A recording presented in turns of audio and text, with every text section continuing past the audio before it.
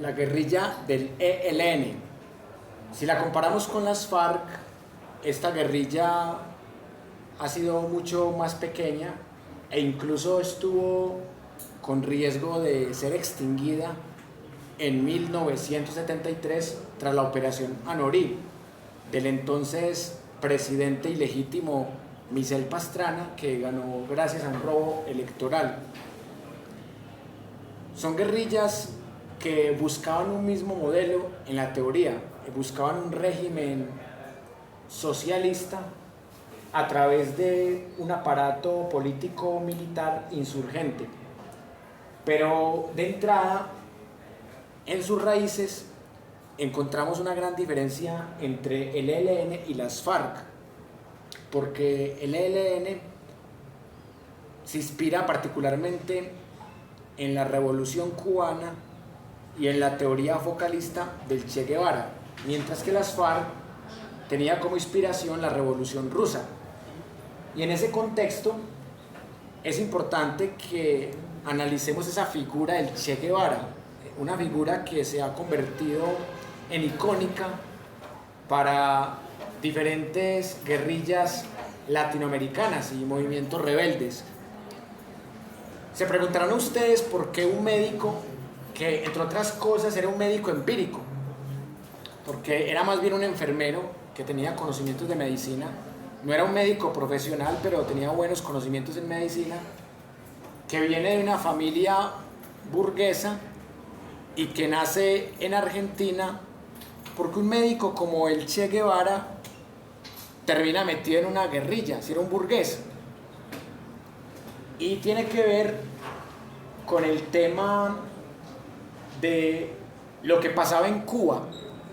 Ustedes saben que Cuba le perteneció a España hasta 1898 y España pierde una guerra con Estados Unidos, y al perder esa guerra Estados Unidos se queda con Cuba, Guam, Filipinas y Puerto Rico.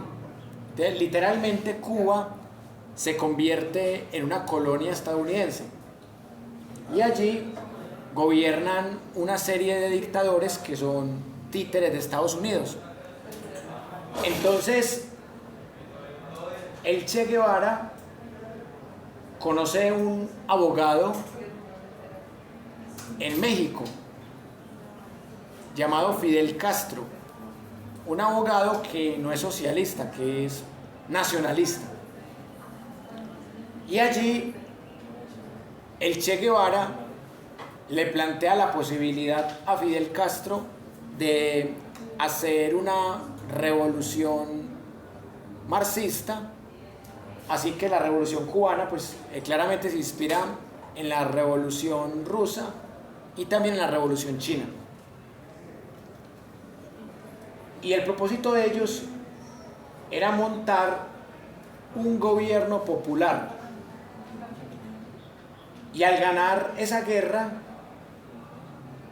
instauran un régimen que no se sabía lo que iba a hacer, porque al fin y al cabo Fidel Castro no era un socialista en primera instancia, el Che Guevara sí lo era.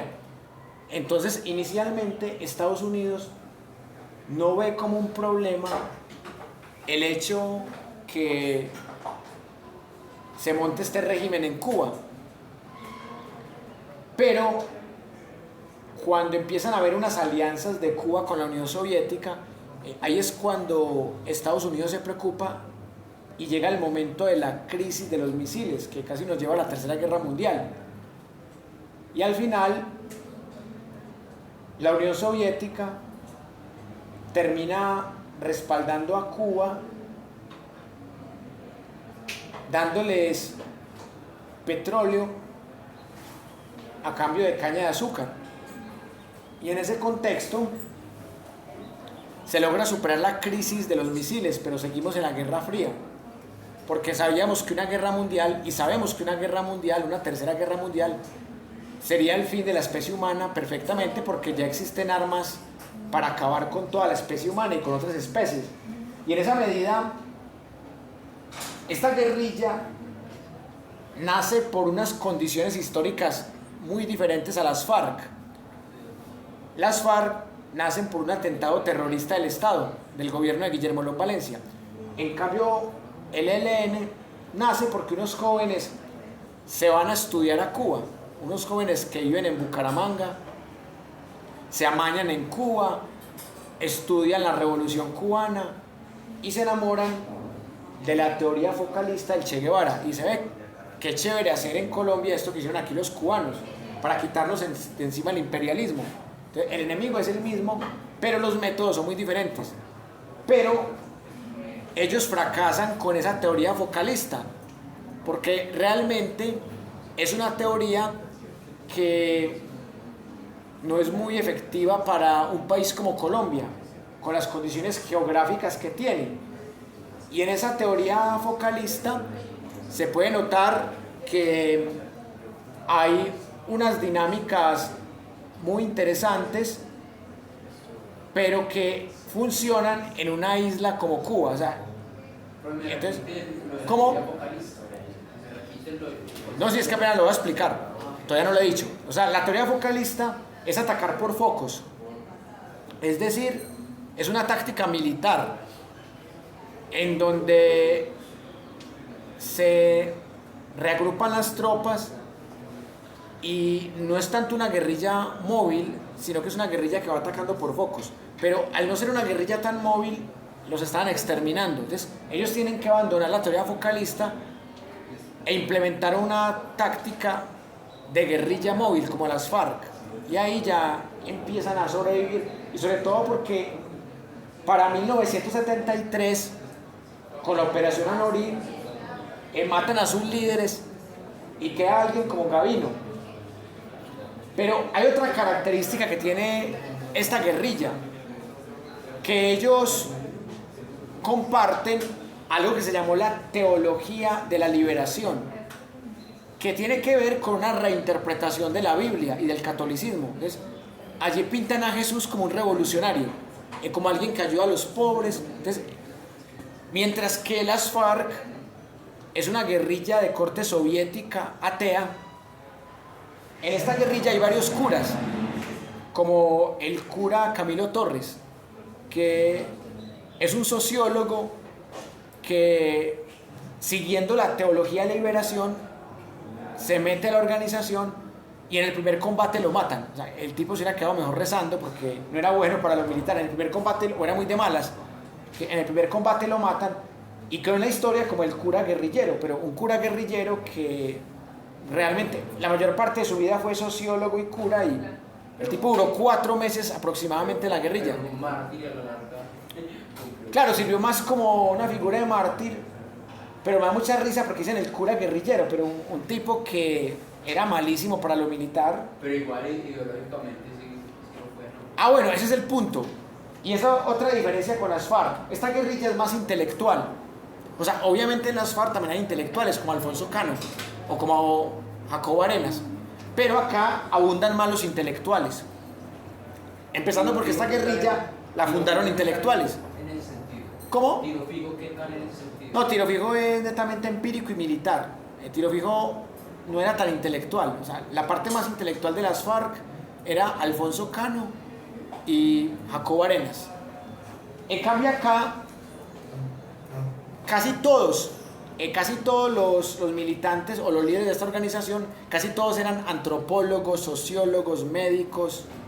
Entonces eran casi todos intelectuales.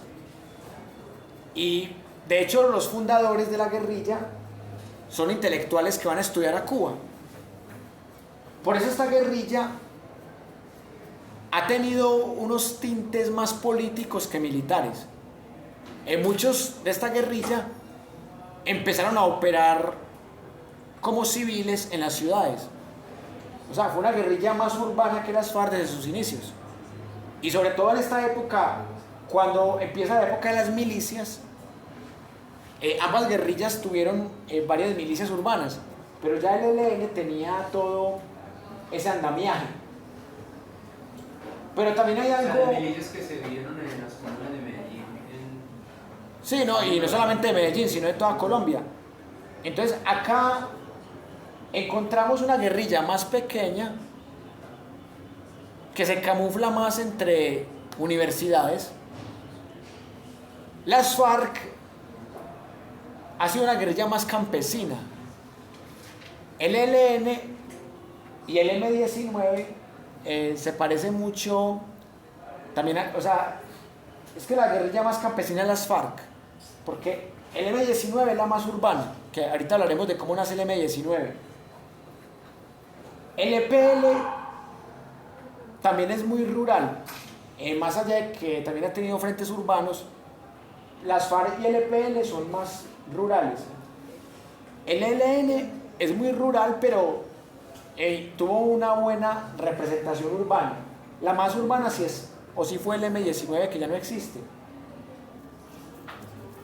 Pero hay una política que ha tenido esta guerrilla, que ahí sí se distingue de las FARC, que esta guerrilla no ve con buenos ojos atentar contra población civil.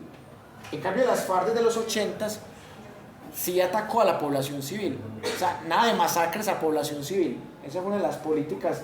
Pero ellos tienen otra práctica que también es muy cuestionable, que ellos consideran que el petróleo es algo imperialista. Entonces, ellos se caracterizaron mucho por explotar oleoductos. Eso sí ha sido como una marca del ELN. Y otra cosa, que negociar con esta guerrilla es más difícil que negociar con las FARC, porque es una guerrilla más radical con el tema del antiimperialismo. Obviamente las FARC pues también es antiimperialista, pero las FARC estaba respaldado por el Imperio Soviético. Por eso el ELN tenía más simpatía con Cuba que con la Unión Soviética. Y todo viene del Che Guevara. O sea, el Che Guevara es un ideólogo muy importante para el ELN, para las FARC no. Porque el Che Guevara era pro-chino. Porque inicialmente él era pro-soviético. Pero llegó un momento en el que el Che Guevara dijo: estos soviéticos son tan imperialistas y tan asesinos como los gringos. Entonces yo voy a tratar de, como decimos vulgarmente, vamos a parchear con los chinos a ver qué tal. Entonces el Che Guevara como que se amañó con los chinos. De los soviéticos dijeron que el Che Guevara era un traidor y le dijeron a Fidel Castro: el Che Guevara o nosotros. Y adivinen qué escogió Fidel Castro. Los soviéticos, porque eran los que le están dando la papita.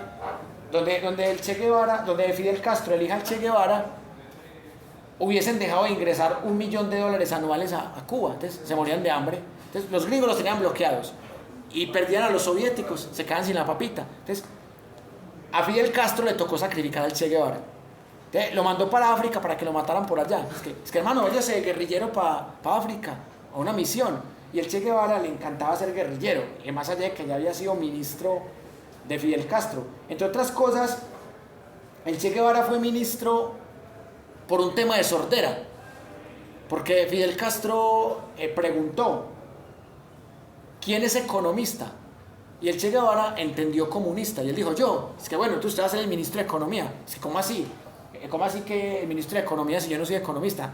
Ah, es que yo había dicho economista. Ah, no, yo entendí comunista. Ah, no importa, no importa. Entonces ya, el Che Guevara le tocó aprender empíricamente economía.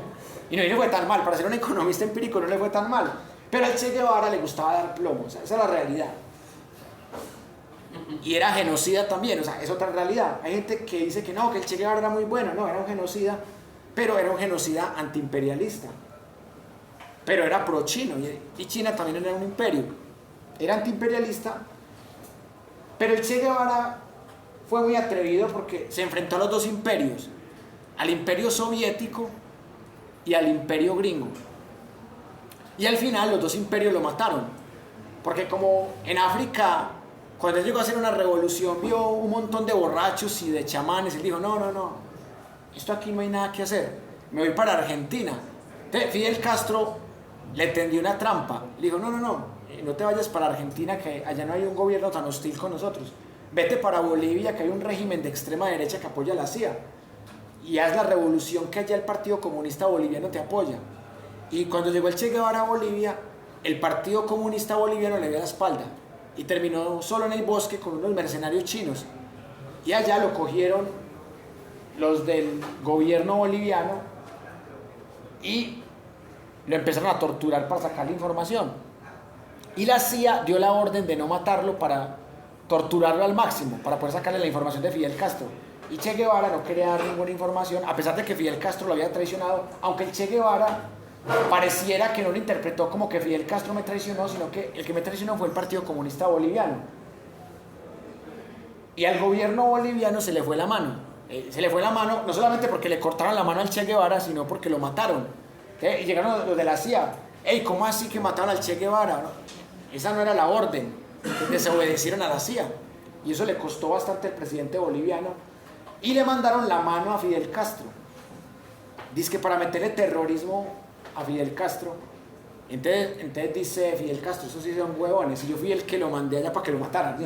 Porque yo me tenía que deshacer de él porque los soviéticos me estaban presionando. O sea, a mí para qué me mandan, le fue puta mano del Che. Pero el pueblo cubano estaba alienado y creía pues que las palabras de Fidel Castro eran muy sentidas. Pero realmente Fidel Castro fue un converso. O sea, él se volvió marxista en el 61. O sea, él era un burgués que detestaba la oligarquía gringa nada más.